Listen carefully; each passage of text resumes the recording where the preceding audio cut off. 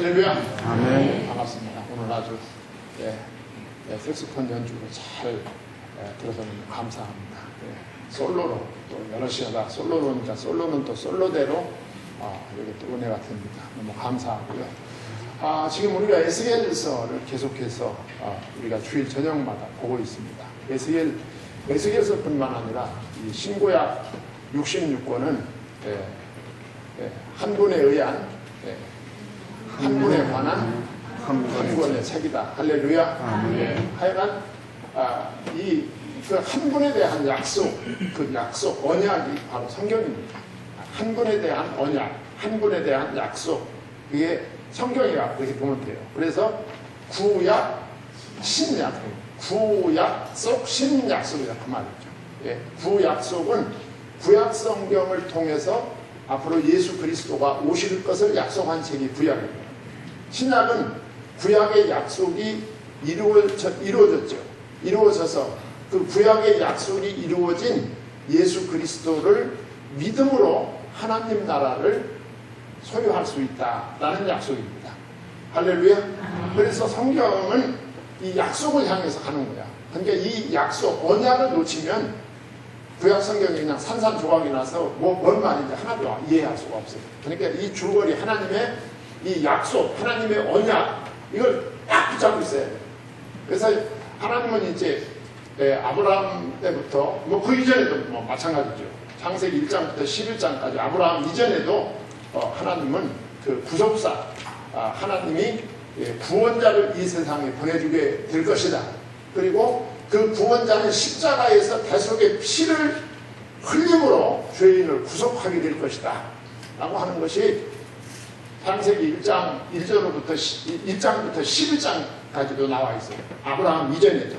그리고 그것을 이제 구체화시킨 것이 이제 창세기 11장 끝에서부터 이제 12장으로 이어지는 거죠. 그때부터 하나님이 구체적으로 이스라엘 역사, 이스라엘 민족을 내가 조성할 것이다. 그리고 그 민족 중에 내가 언약을 실현할 것이다. 그 민족 중에 그 천하 만민을 구원하실 하나님의 약속을 실현하게 될 것이다. 라고 하는 그 하나님의 언약을 구체화시킨 것이 창세기 11장 끝에서부터 27절부터 이제 나오게 되는 거죠. 그래서 이제 그 최초의 그 구체적인 인물이 누구요? 아브라함입니다. 하나님께서 아브라함을 갈대아 우르에서 딱 부르시죠? 부르셔가지고 너는 내 본토 친척 아비집을 떠나 내가 지시할 땅으로 가라. 그랬어요. 하나님께서. 그러니까 갈대아 사람 아브라함을 갖다가 이스라엘의 조상으로 세우는 역사예요. 그게. 할렐루야. 그게 보통 사건이 아니에요. 그게. 갈대아 사람을 갖다가 이스라엘 조상으로 만드는 거예요. 하나님. 아브라함, 내 부모, 친척, 고향을 떠나서 내가 지시한 땅으로 가라. 그리고 내가 너로 내 이름을 창대케 하고 너로 말미암아 내 이름을 창대케 하고 너로 인하여 큰 민족을 이루고 너로 인하여 천하 만민이 복을 받게 하리라. 개역 예전에는 복이 되리라 그랬어요. 복이 되리라. 그러니까 여기서부터 출발하는 거예요. 그러니까 자, 하나님께서 아브라함에게 불러서 갈았더니 그 땅이 가나안 땅. 그렇죠. 내가 지시할 땅으로 가라. 하나님의 지시받고 갔더니 그 땅이 가나안 땅. 그리고 내가 너한테 이 땅에서 내 이름을 창대케 하고 이 땅에서 내 후손들, 이 민족을 이루어 살게 될 것이다. 하나님이 약속하셨어요. 그리고 너로 말미암아 천하 만민이 복을 받게 될 것이다. 그랬어요. 그 너로 말미암아 그 말은 이제 창세기를 계속 읽어가면 그 너로 말미암아는 내 씨로 인하여 그 말입니다. 내 씨로 인하여 천하 만민이 복을 받게 될 것이다. 이렇게 이 약속이 쭉 흘러내려오는 거예요. 그래서 이제 하나님이 그 약속을 실현하시죠. 어떻게 실현합니까? 하나님께서 아브라함의 후손, 아브라함, 이삭, 야곱 때, 야곱은 아들이 몇 명입니까? 12명이에요, 12명. 이 12명, 야곱과 그 12명의 아들들을 하나님이 큰 흉년을 가나안 땅에 일게 해가지고 어디로 보냅니까? 애굽으로 보내지 않습니까? 그 애굽 애굽에서 그 12명의 가족들이 한 70여 명 됐잖아요. 70여 명. 그 70여 명의 그 가족들이 애굽에 들어가서 430년을 살게 됩니다. 그 430년을 지내는 동안에 그 애굽의 고센 땅에서 한 가족이 오늘 비도 많이 오고 아주 감정 두시게 합니다. 430년을 보내는 동안에 그 70명의 가족이 60만 명이 되는 60만 명. 애들하고 여자를 제외한 수가 60만 명이 됩니다. 그러니까 학자들에 의하면 한 200만에서 300만 정도가 될 것이다. 그러니까 약속이 성취되는 거죠. 그러니까 그 한 300만 명이라고 하는 한 민족이 됐단 말이죠. 내가 너로 큰 민족을 이루게, 민족을 만드셨어요. 하나님. 예.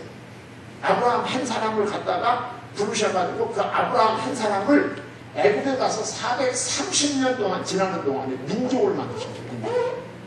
하나님의 약속은 반드시 성취됩니다. 할렐루야.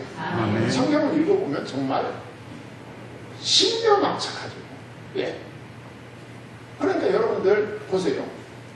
아니 아무 데나 가서 100년 이상 살면 거기가 내 고향입니다. 사실.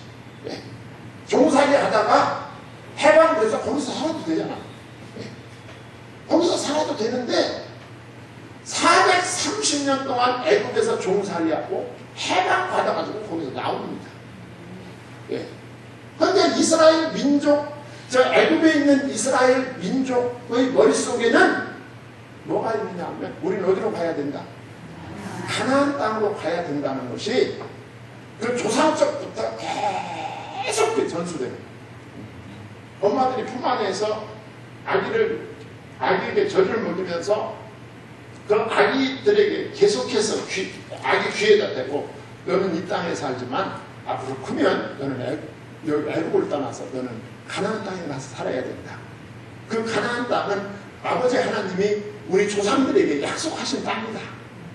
그렇게 계속 자녀들을 양육하는 거죠. 그러니까 하나님의 역사가 아니고는 가능한 일이 아닙니다. 예. 그래서 여러분 요셉과 같은 사람도 애굽에서 죽을 때 유언을 뭐라고 했어요? 내 죽으면 내 뼈를, 내 유골을 너희들이 애굽을 떠날 때 내 유골을 가나안 땅에 묻어달라고 그랬어요. 아무도 안 놀래네.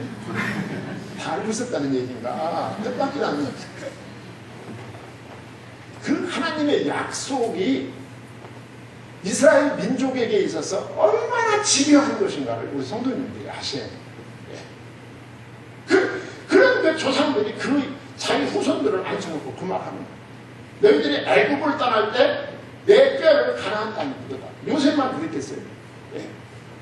그러니까 이스라엘 민족은 그 애굽 땅에서 수백 년을 살아도 그 머릿속에는 여기는 우리가 살 땅이 아니다. 우리가 가야 할 땅은 가나안 땅이다. 하나님의 약속, 하나님의 언약이 있는 가나안 땅이다. 그 가나안 땅에 대한 꿈을 버리지 않고 수십 년 혹은 수백 년을 외국에서 사는 거다. 예. 사실 우리 성도들은 우리가 이 땅에 살지만 우리의 꿈은 하늘나라에 두고 살아야 됩니다. 예. 내가 이 땅에서 고생하지만 내가 살아야 될 땅은 여기가 아니고 이제 하나님 예수 그리스도께서 요한복음 14장에 예비하신 하나님의 나라다. 그 비전 가지고 신약 성도들은 살아야 되겠죠. 이스라엘 백성들이 애굽에 가서 그렇게 삽니다. 뭐 때문에 그렇게 애굽에 간 이스라엘 민족이 가난한다. 결국은 가지 않습니다. 바빌론에 가 있던 이스라엘 백성들도 바빌론에 가서 70년 동안 생활하는데 거기서 사실 자유를 얻어가지고 거기서 바빌론 민족으로 살아도 되거든요. 예. 그런데 바빌론 가서 70년 동안 있고 지금 에스겔서가 지금 이스라엘 민족이 바빌론에 있어요. 지금. 예. 바빌론에서 70년 동안 포로로 잡혀있는 동안에도 그들은 끊임없이 바빌론 강변에서 어디를 생각합니까? 대답을 못하고 가나안 땅을 생각합니다. 네. 참 희한하잖아요. 네. 가나안 땅을 생각하는 것입니다. 왜 그러냐? 거기에 하나님의 약속이 있다는 거죠. 하나님, 거기에 약속이 있어요. 그 땅은 하나님이 이스라엘 백성, 이스라엘의 조상들에게 약속으로 주신 땅이다. 그 땅은 이스라엘의 가족이 큰 민족을 이루고 살 땅이다. 예. 그 민족 중에 그 땅에서 하나님은 천하 만민을 살릴 메시아를 보내준다고 약속하셨다. 그러니까 우리는 그 땅에 돌아가서 하나님이 보내시는 메시아를 맞이해야 된다. 이겁니다. 그래서 그 땅을 그렇게 그리는 거예요. 예. 그리고 하나님은 이제 그 민족 가운데 메시아를 보내야 되기 때문에 그 민족이 메시아를 받기에, 다른 말로 말하면 하나님의 언약을 성취하기에 합당한 민족으로 하나님은 이스라엘 민족을 가꿔야 되는 거야. 예. 그래서 우상숭배를 그렇게 말리는 거야. 예. 우상숭배를 하나님이 그토록 싫어하는 거죠. 예. 메시아를 받을 민족이 우상숭배를 하고 있으면 되느냐 그 말 아니에요. 예. 그러니까 하나님께서 우상숭배를 이렇게 전율하도록 하나님이 싫어하시고 금지하는 거죠. 그래서 이스라엘 백성들이 우상숭배에 빠졌을 때 하나님은 그들을 바로 양육해야 되는 거죠.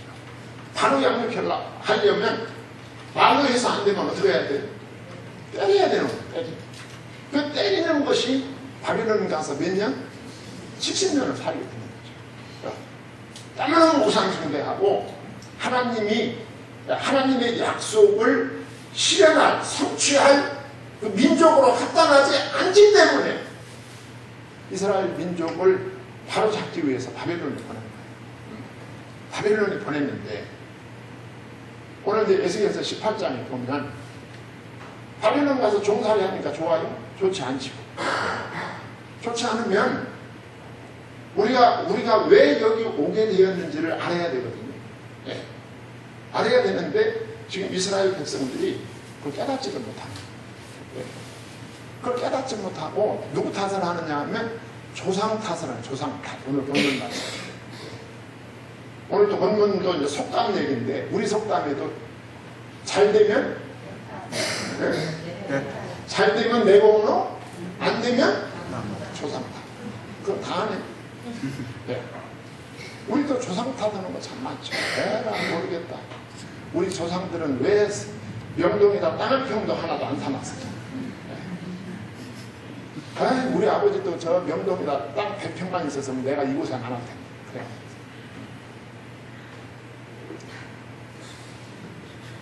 이스라엘 백성들이 좀 그렇게 생겼어요. 자기들이 지금 바벨론 와서 포로 생활하니까 이게 지금 너무 힘든 거야. 힘들면 지금 하나님이 지금 이스라엘 백성들이 지금 바빌론에 가서 바빌론의 종생활을 하는데 이게 지금 과거에 이스라엘 조상들이 잘못한 겁니까? 현재의 이스라엘이 잘못한 겁니까? 현재의 이스라엘이 잘못했기 때문에 조상 탓하는 거예요. 조상 탓.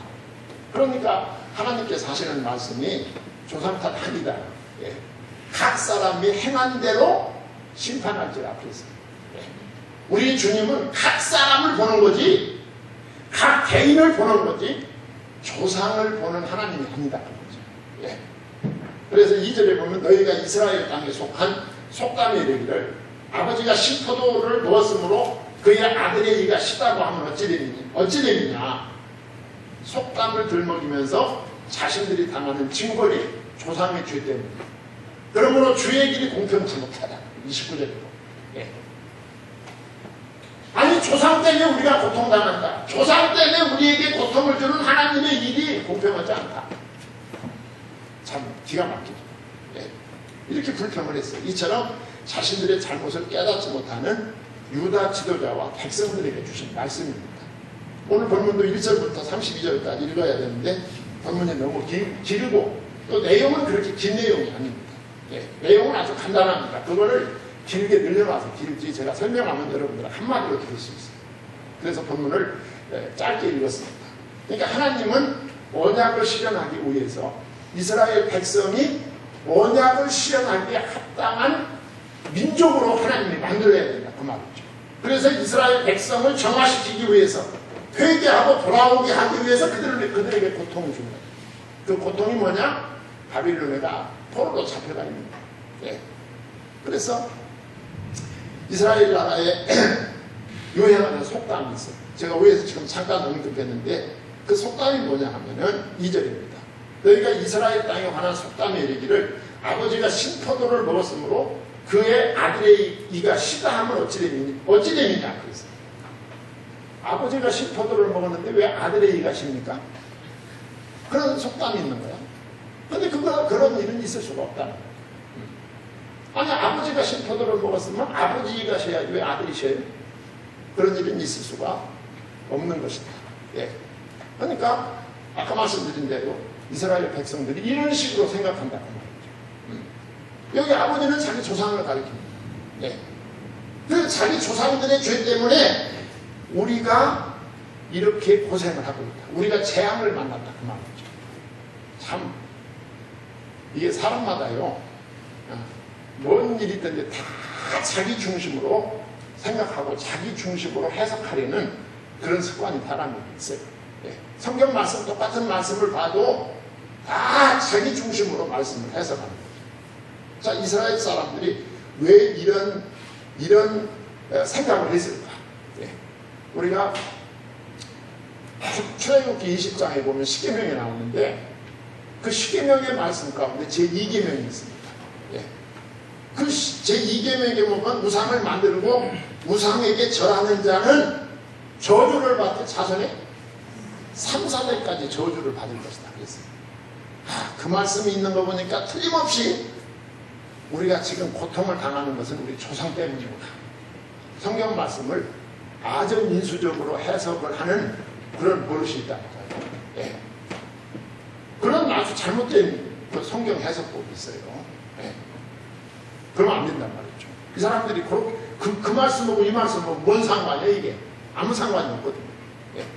하여간 이 사람들은 자신들은 아무 잘못이 없이 조상의 죄값을 치르고 있다고 생각을 했어요. 그래서 하나님께서 3절과 4절에 보면 내가 거짓된 속담을 폐기할 것이다 그랬어요. 3절 주 여호와의 말씀입니다. 내가 나의 삶을 두고 맹세하노니 너희가 이스라엘 가운데서 다시는 이 속담을 쓰지 못하게 할 것이다 그랬어요. 그러면서 4절에 뭐라는 말합니까? 모든 영혼이 다 내게 속한지라. 아버지의 영혼이 내게 속한 같이 그의 아들의 영혼도 내게 속하였나니 범죄하는 그 영혼은 죽으리라 그랬어요.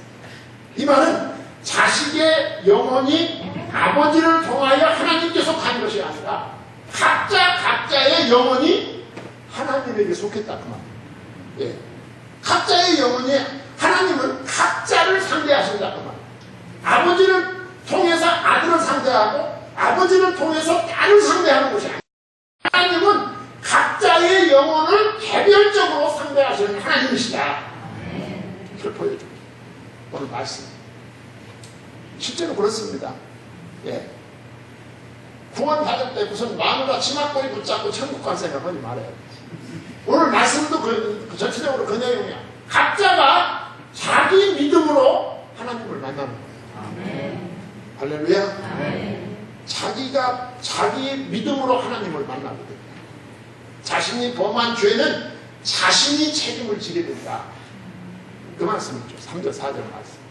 그러면서 5절에서부터 18절까지는 이 속담에 대한 해설을 하고 잘못된 속담에 대한 잘못된 것을 하나님이 바로잡아주는 것을 볼 수가 있어요. 여기서 가상의 예를 듭니다. 하나님께서 가상의 예를 들어요. 무슨 예를 드느냐? 자, 5절에서 9절까지 보면 잘 들으시기 바랍니다.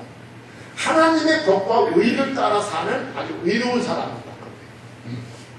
하나님의 법과 하나님의 의를 따라 사는 의로운 사람입니다. 예. 이 사람은 우상 숭배에도 참여하지 않는다. 산 위에서 우상의 제물도 먹지 않는다. 이웃의 아내를 더럽히는 그런 간음죄를 범하지도 않는다. 하나님의 율례와 규례를 진실히 쫓아 행하는 의로운 의로운 사람이 있었다고 말이죠. 그런데 공교롭게도 5절에서부터 9절까지 보면 이 의로운 아버지에게 악한 아들이 나왔다. 참, 그럴 수 있죠. 네. 이 의로운 아버지에게 공교롭게도 아주 악한 아들이 나왔다. 참 이해가 안 되죠. 의로운 아비와 달리 아버지와는 정반대로 악한 일들을 행했습니다. 우리가 역사서에 보면 이스라엘 왕들의 역사 속에서 이런 예를 얼마든지 찾아볼 수 있죠. 네. 하지 말아야 할 것을 행했고 해야 할 것을 하지 않았습니다. 네. 속담대로라면 아버지의 의로움 때문에 이 악한 아들은 죄값을 치르지 않아도 된다 그 말이죠. 속담대로라면 그렇지 않습니까? 아버지가 신포도주를 먹었는데 아들의 이가 시다면 아버지의 의로움 때문에 아들이 구원받아야 된다 그 말이죠. 말이 되지 않지 않느냐 그 말이죠. 그러면서 얘기는 계속 이어집니다. 자, 그러나 이 사람에 대한 하나님의 판결은 달랐다는 걸 13절. 이 모든 가증한 일을 행하였은즉 반드시 죽을지라 자기의 피가 자기에게로 돌아가리라 그랬어요. 하나님은 이 의로운 사람의 악한 아들은 자기 죄로 심판을 받게 됩니다. 아버지의 의로움이 아들에게 미치지 않는다 그 말이죠. 그러면서 말씀이 이어지는 거예요. 14절로 18절에 이어지는데 이상하게도 이 10절로 13절에 이 악한 아들이 또 아버지가 됩니다. 네.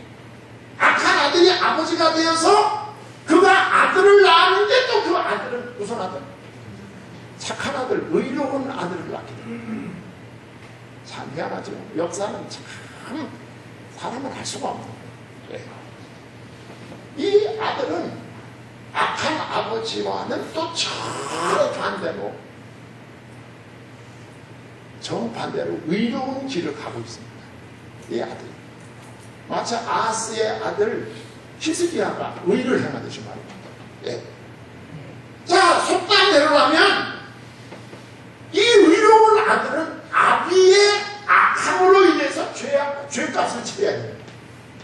아버지가 신포도주를 먹어서 아들이니까 그 속담이 맞다면 이 아들은 자기가 의로운 길을 걸어갔어도 아버지가 악하기 때문에 하나님의 심판을 받아야 됩니다. 하나님의 판결은 속담과 달랐다. 17절. 손을 금하여 가난한 자를 압제하지 아니하며 별리나 이자를 받지 아니하여 내 규례를 지키며 내 율례를 행할진대 이 사람은 그의 아버지의 죄악으로 죽지 아니하고 반드시 구하겠고 살겠고 그랬어요. 자기 믿음으로 구원받는 것이다. 네. 무슨 얘기인지 확실히 아시죠? 네. 그러면서 본문이 길고 복잡한 것 같지만 설명하면 아주 심플해지죠. 네. 간단해지죠.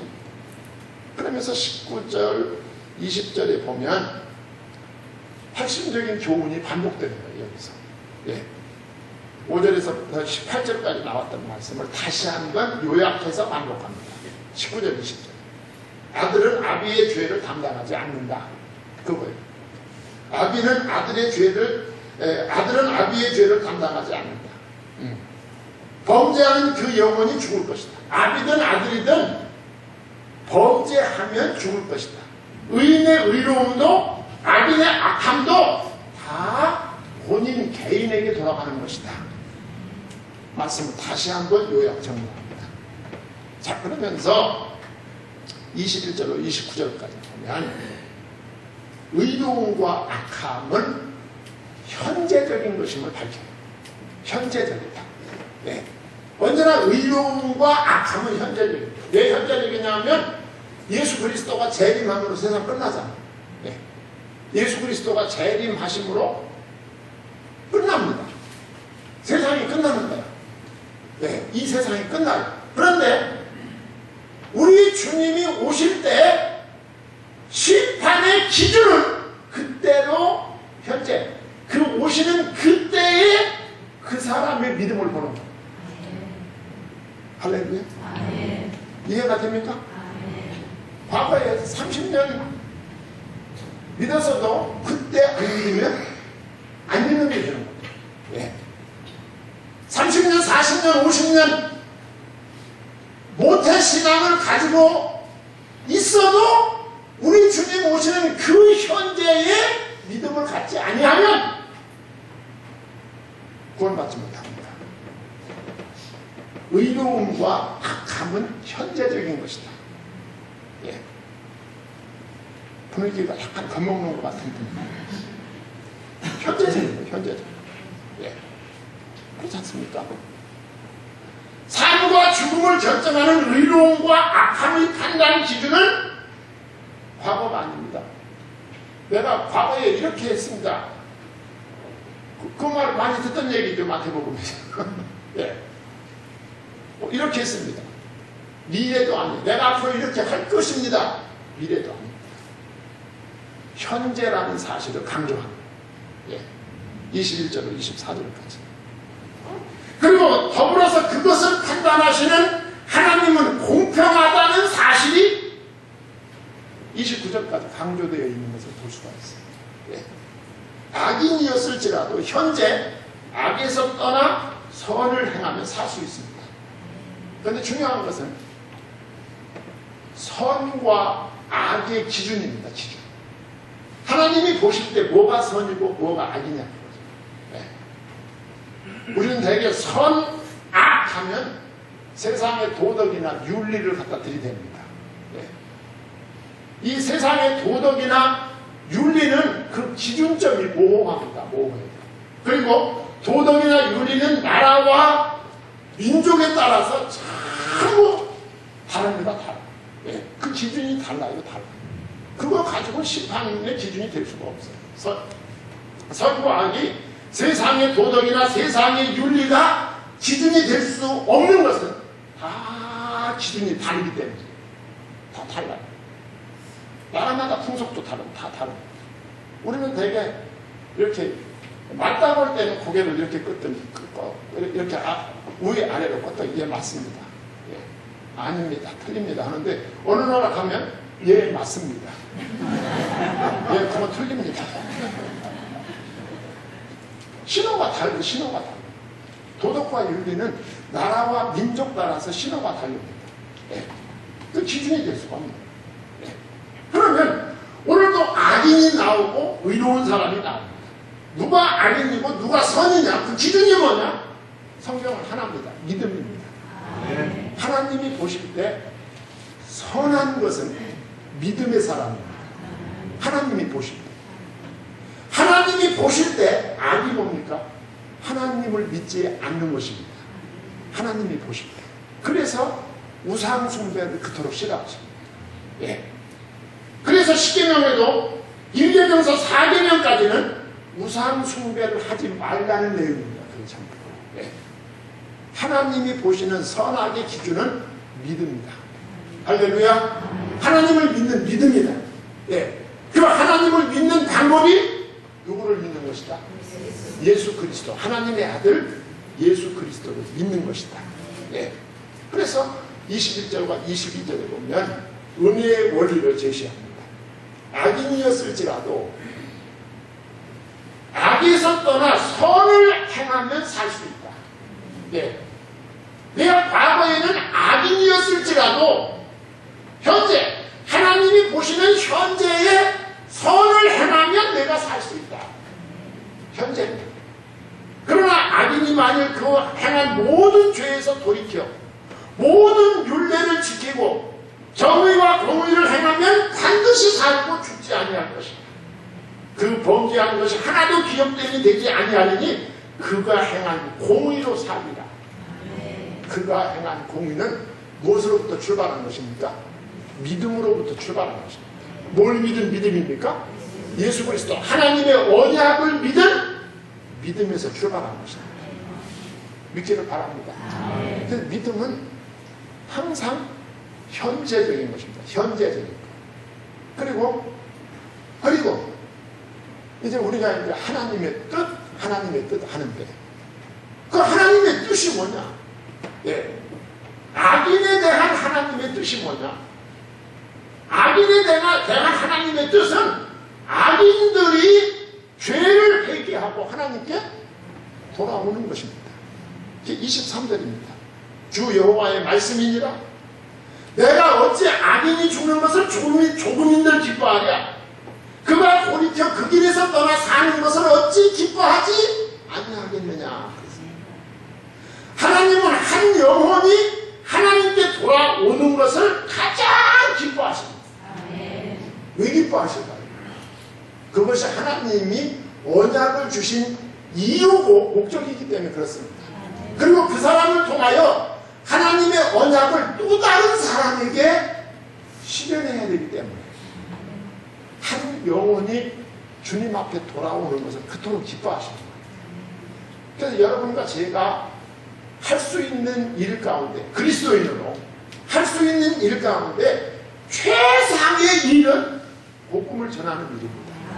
내가 가든지 다른 사람을 보내든지 복음을 전하는 것이다. 예. 의인이었을지라도 의에서 떠나 악을 행하면 24절에 죽을 것이다. 현재. 예. 현재, 과거에 의인이었을지라도 현재 악인이면 구원받지 못한다. 그 말이죠. 주의 길은 공평하답니다. 25절로 29절에 보면 악을 행하는 사람은 그 악함 때문에 죽을 것이다. 현재 회개하면 현재의 의로 살게 될 것이다. 믿음은 언제나 현재입니다. 현재. 할렐루야. 현재예요. 현재. 선을 행하는 사람은 그 선함 때문에 살 것이다.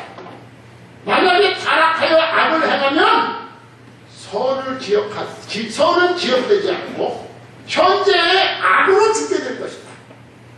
여기서 선과 악은 하나님의 공의가 깊습니다. 선과 악은 지금 말씀드린 대로 신불신을 말합니다. 우리 주님을 믿는 믿음이 하나님이 보실 때 선입니다. 그 믿음을 보시고 내가 너를 구원하리라 그랬습니다. 예. 그 기준이 믿음입니다. 자, 그래서 결론은 두 가지로 요약이 됩니다. 30절에서 32절. 자, 여기에 보면은 이제 사람이 할 일과 하나님의 하실 일이 나타나 있어요. 여기서. 예. 오늘 말씀의 결론은 사람이 할 일과 하나님이 하실 일이 오늘 30절에서 32절까지 두 가지가 나타나 있는데, 자, 첫째는 사람이 할 일이 뭐냐? 사람이 할 일은 회개하는 것입니다. 물론 회개도 하나님의 큰 계획 속에 들어있습니다. 예, 들어있습니다. 자, 그런데 오늘 말씀 30절에 보면 주 여호와의 말씀입니다. 이스라엘 족속아, 내가 너희 각 사람이 행한 대로 심판할지라. 너희는 돌이켜 회개하고 모든 죄에서 떠날지어다.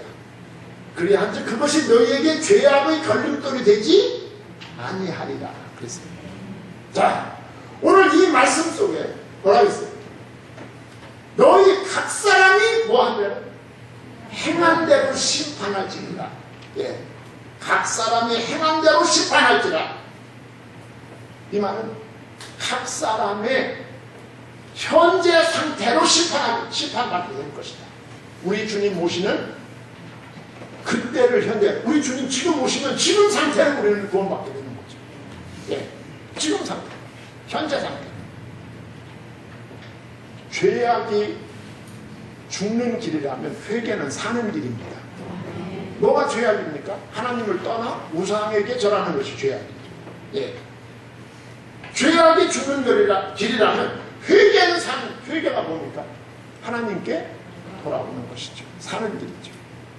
그러니까 죄악을 해결하는 방법은 오직 회개뿐이다. 돌아서서 하나님께 돌아오는 것이다. 그래서 요한계시록에도 보면 2장 5절에 그러므로 어디서 떨어졌는지를 생각하고 회개하여 처음 행위를 가지라. 만일 그리하지 아니하고 회개하지 아니하면 내가 네게서 내 촛대를 그 자리에서 옮기리라 그랬어요. 회개하는 것이 살 길입니다. 예. 회개가 할 수 없는 상태가 있어요. 단순히 죄악에 대하여 후회하고 뉘우치는 것만은 회개가 되지 않습니다. 잘못을 알면서 옛방식으로 사는 것도 회개를 할 수 없어요. 완전히 방향을 바꿔서 하나님 앞에 돌아오는 것이 하나님이 인정하시는 회개입니다. 그 다음에는 그 결론의 두 번째가 하나님이 하실 일이 있습니다. 하나님이 하실 일. 그게 뭐냐? 마음과 영을 새롭게 하는 것입니다. 31절. 다 같이 한번 읽을까요? 31절. 너희는 너희가 범한 모든 죄악을 버리고 마음과 영을 새롭게 할지어다. 이스라엘 족속아 너희가 어찌하여 죽고자 하느냐. 예. 죄의 길에서 돌이켜 의의 길로 가는 삶. 이게 뭡니까? 마음과 영이 새롭게 되는 것입니다. 할렐루야. 마음과 영혼은 한 사람의 전 존재를 가르칩니다. 전 존재. 이 전 존재의 변화는 내 마음대로 되는 것이 아닙니다. 내가 나를 변화시킬 수 있는 게 아니에요. 예. 이 변화는 예수 그리스도의 구속을 통한 성령 사역으로 가능해집니다. 초대교회 성도들과 초대교회 사도들이 오순절에 성령 충만 가족으로 완전히 뒤집어졌어요. 새 사람으로 바뀌었습니다. 하나님이 하실 일입니다. 성령 충만 받기 위해서 기도하시기 바랍니다. 주님이 변화시킵니다. 이제 우리의 기도 제목이 복잡하지 않습니다. 예. 우리 부모님에게, 우리 자녀들에게 성령 충만하기를 구하면 됩니다. 우리 주님이 변화시킨다. 그 말이죠. 예. 하나님은 그 결과 어떻게 됩니까? 그 결과 모든 죄악을 버리고 마음과 영이 새롭게 될 때 어떤 결과가 옵니까? 32절. 주 여호와의 말씀이니라. 죽을 자가 죽는 것도 내가 기뻐하지 아니하노니 너희는 스스로 돌이키고 볼지라 살지니라. 우리 주님은 죽을 영혼이 살 때 기뻐하십니다. 그래서 우리 주님은 생명의 주님이 되는 것입니다. 네. 이 사람을 살리기 위해서 하나님은 신구약 66권이라고 하는 큰 계획을 가지고 역사를 움직이십니다. 예. 그리고 예수님을 보내셔서 사람을 살리려는 하나님의 이 계획을 성취시키셨고 지금도 성취해 가고 계십니다. 예. 하나님은 죄인이 멸망당하는 것을 원치 않으신다. 하나님은 악인이라도 돌이키고 살기를 원하신다. 그래서 그토록 하나님은 회개를 강조하시는 것입니다. 아모스서 5장 4절 읽고 끝나겠습니다. 여호와께서 이스라엘 족속에게 이와 같이 말씀하시기를 너희는 나를 찾으라. 그리하면 살리라. 아멘. 할렐루야. 아멘. 기도하겠습니다.